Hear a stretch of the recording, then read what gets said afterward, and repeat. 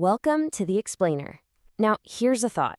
What if you could take a symbol of pure paranoia and actually use it to save children? Well, today we're diving into this wild fundraising campaign that does exactly that. It turns a simple tinfoil hat into a real tool for good. So the very first thing you see when you land on this campaign's website is this quote. It cuts right to the chase, you know? It answers the question that's got to be on everyone's mind. Is this for real? Is this a joke? And by tackling that skepticism right up front, it just immediately pulls you in. Okay, so if it's not a prank, what's really going on here? What's the mission behind a whole campaign built around tinfoil hats? Well, the answer, it's actually incredibly serious. All right, let's get into it. First, we've got to unpack this really strange premise. The whole thing was kicked off by just one person with a truly bizarre idea for a really good cause. So the organizer, he goes by David, and he makes it super clear that, yeah, he sells these products, but it's not for profit. This whole quirky storefront thing is actually the engine driving a really serious charitable mission. And this is where it all shifts. This is where the campaign pivots from something that seems totally absurd to something that is incredibly important.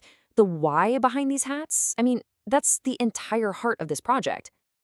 All the money that's raised, it goes directly to Child Rescue New Zealand. And these guys are a real boots-on-the-ground organization.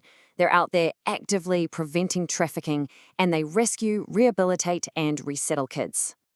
And the strategy here is it's brilliantly simple. The tinfoil hat, that's the hook. It's a concept so strange, so out there, that people can't help but talk about it and share it. It's literally turning a meme into a powerful tool for raising awareness. So, how does this all turn into an actual plan for fundraising? I mean, it's not just about selling hats, it's about getting people personally involved in a challenge. And the process is a pretty simple 5-step challenge. First up, you pick a day to wear the hat. Step 2, you go out and find some sponsors. Third, and this is key, when people inevitably ask, you tell them why you're doing it. Fourth, you keep your sponsors updated. And finally, you direct all those pledges straight to the charity. You know, the campaign even gives you a script, a really powerful one. So when someone comes up and asks, hey, why the hat? Your answer isn't some punchline. Nope. It's this compelling statement of purpose that just instantly reframes the entire conversation. And of course, the campaign totally embraces social media. Participants are encouraged to document their entire day. We're talking turning a personal stunt into a viral broadcast for the cause. Now, this next part is absolutely critical for trust and transparency. David, the organizer, makes it crystal clear that neither he nor any of the participants ever handle the money. All the donations go directly to the official charity. This makes sure the whole process is legit and totally above board. But hey, what if wearing a tinfoil hat all day isn't really your thing? No worries. The campaign actually offers another way you can help out. So basically, there are 2 main ways to get involved.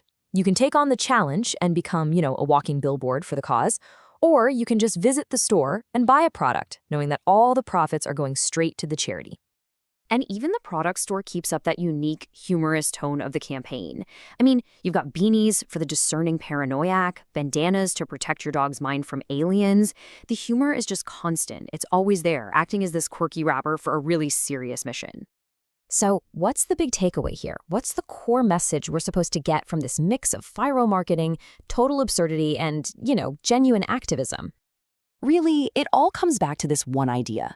The campaign literally weaponizes silliness. It takes a symbol of eccentricity and transforms it into a badge of honor. It's basically arguing that being willing to look a little ridiculous, well, that's a tiny price to pay to help a child in need. And it kind of leaves us with this fascinating question, right? In a world that is just saturated with serious calls to action, could it be that the campaigns that really cut through all that noise are the ones that are brave enough to be just a little bit silly?